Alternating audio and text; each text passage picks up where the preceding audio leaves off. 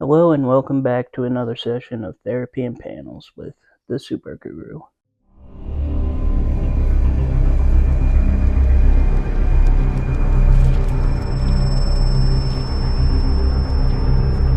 Ever since the news of Robert Downey Jr.'s return into the MCU as Doctor Doom, there's been some level of concern. I am very unsure about this myself, but mostly on just how the outcome will be because, in all honesty, if he never got the part of Tony Stark, I can totally see him playing Doctor Doom.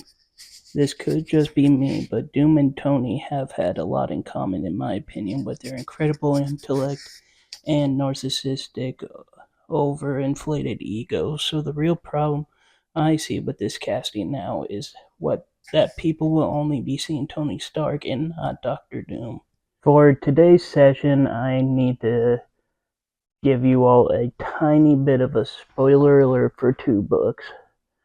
Two being the endings to Civil War II and the 2015 Secret Wars.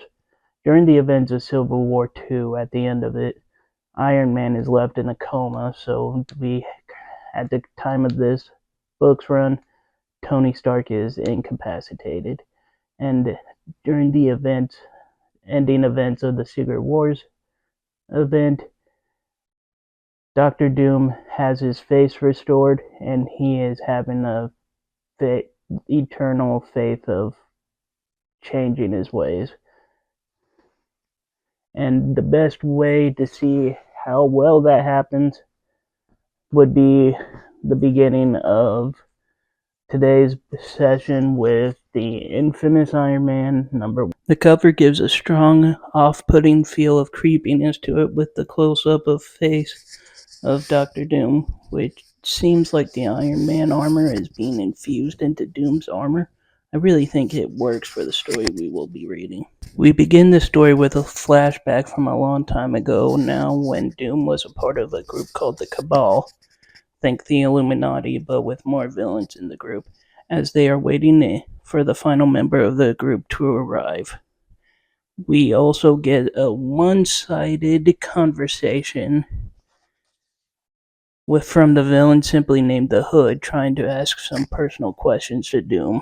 Oddly enough, the others in the room keep trying to tell the guy to back off, but the moron continues to ask questions that are starting to get under Doom's skin. Hey Doom, does this bug you? I'm not touching you. I'm not touching you. I'm not touching you. In a weird twist, after having enough of hearing the guy, he zaps him away halfway across the country instead of just killing him. We are then cut to the present, seeing Victor's face as he is heading to an abandoned facility run by an old Fantastic Four villain known as Diablo, doing some villain monologuing with a captured Maria Hill and making some sort of concoction. He basically says he made some sort of truce and Richie is about to force Maria Hill to drink before he is stopped by Doom appearing in the entryway. You thought you had me on this round, didn't you, Diablo? But you didn't think about how Doom would be the only one to learn the KFC's secret formula for 11 herbs and spices.